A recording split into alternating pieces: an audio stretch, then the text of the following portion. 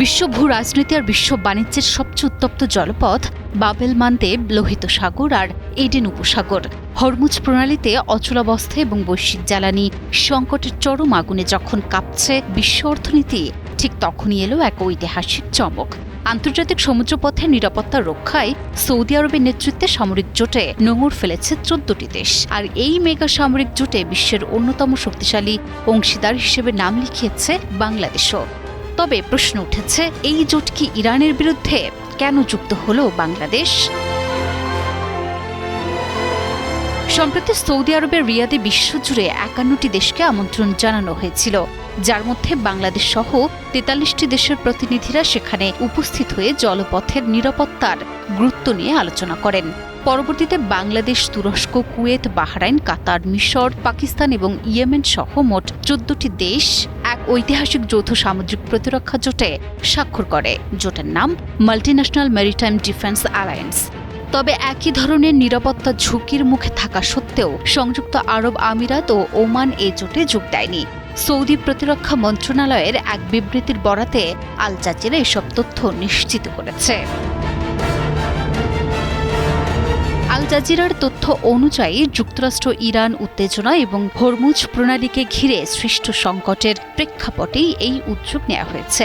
বিশ্বের তেল ও গ্যাস পরিবহনের অন্যতম গুরুত্বপূর্ণ এই রুটে অচলাবস্থার কারণে বৈশ্বিক অর্থনীতিতে চাপ বেড়েছে।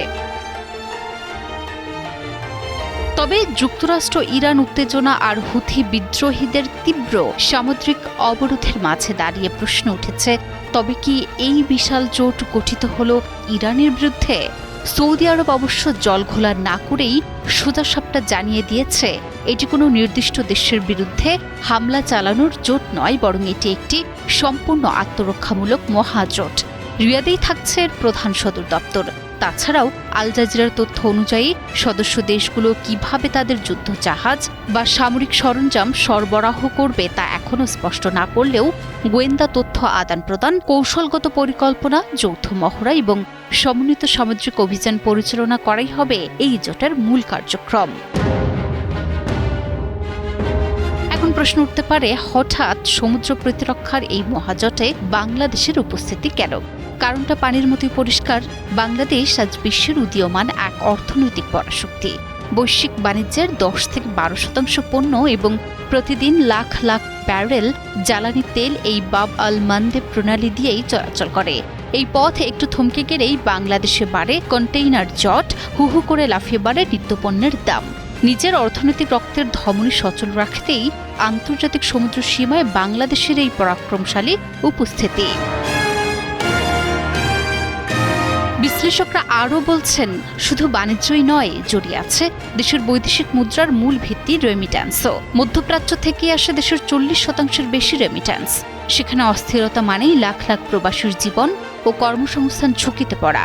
তাই নিজের অর্থনীতির মূল চাবিকাঠি ও প্রবাসীদের সুরক্ষা নিশ্চিত করতেই বাংলাদেশ এই ঐতিহাসিক অভিযানে সঙ্গী হয়েছে। সব মিলিয়ে মাত্র ২৯ কিলোমিটার চওড়া বাব আল মান্দেব প্রণালী যে কোনো মুহূর্তে স্তব্ধ হয়ে যাওয়ার ঝুঁকিতে।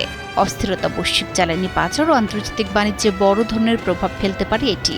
ঠিক সেই সময়ে সৌদির এমন জোট কি নতুন সম্ভাবনা দেখায়, সেদিকেই নজর সবার।